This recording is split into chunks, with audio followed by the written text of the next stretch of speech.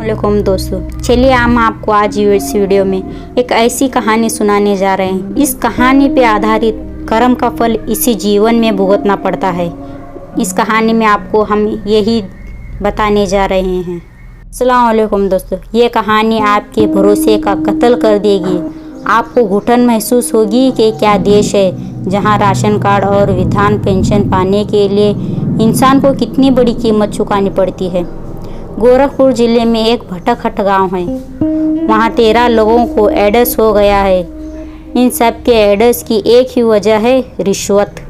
अगर आप में से किसी को भी रत्ती भर भरोसा है कि भारत की तरबियत सुधर रही है तो ये कहानी सुन के बाद आपको बड़ा अफसोस होगा।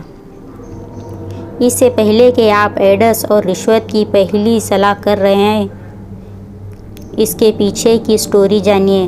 करीब 6 साल पहले एक 24 साल की दुल्हन ब्याह कर इस गांव में आई थी। पति मुंबई में रहता था, वहां किसी कारखाने में काम करता था। शादी के 3 साल बाद ही उसकी मौत हो गई। बीमार रहता था, बीमारी ने ही मारा उसको। शायद कौन देखता दिखवाता पति की मौत हो गई। कोई बच्चा भी नहीं हुआ था, मदद करने वाला भी कोई नहीं था। उसने सोचा कि राशन कार्ड और विधवा पेंशन की मिल जाए, बड़ी सहूलियत हो जाएगी।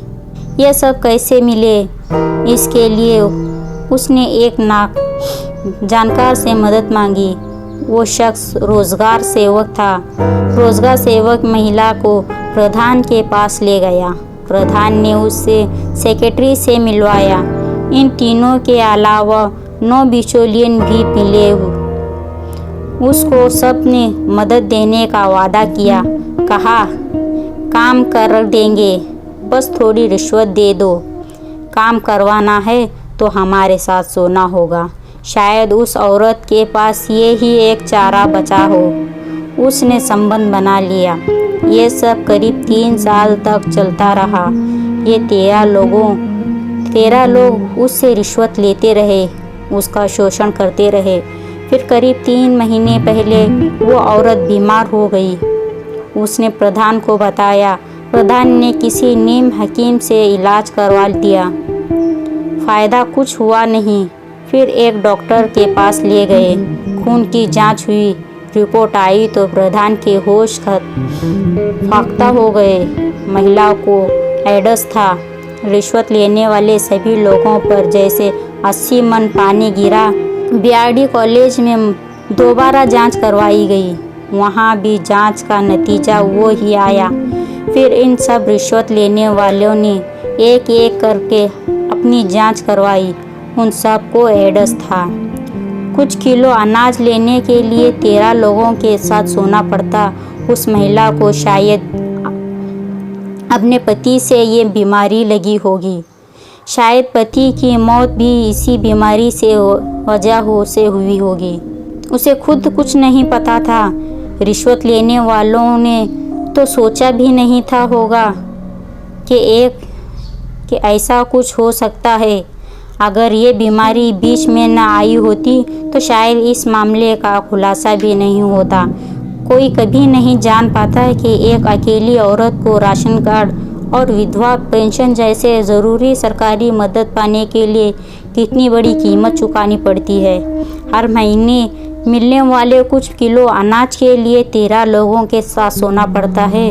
उनके हाथों अपना शोषण करवाना पड़ता है। कर्म का फल वाली बात तो किसी गंदी गाली जैसी लगती है। लोग कह रहे हैं कि जिन्होंने जैसा किया वैसी सज़ा मिली। कह रहे हैं कि कर्म का फल तो इसी जीवन में मिलता जाता है। तो अक्सर किसी उन 13 लोगों के मामले में ये बात सही लगे। अगर उस औरत की क्या गलती थी कि उसे अपने पति से एड्स मिला, फिर इतने लोगों के साथ शोषण हुआ उसका। और इन 13 लोगों ने इस बीच में जब अपनी पत्नियों के साथ सेक्स किया होगा तो क्या कंडम पहना होगा, 1% की भी उम्मीद नहीं दिखाई देती।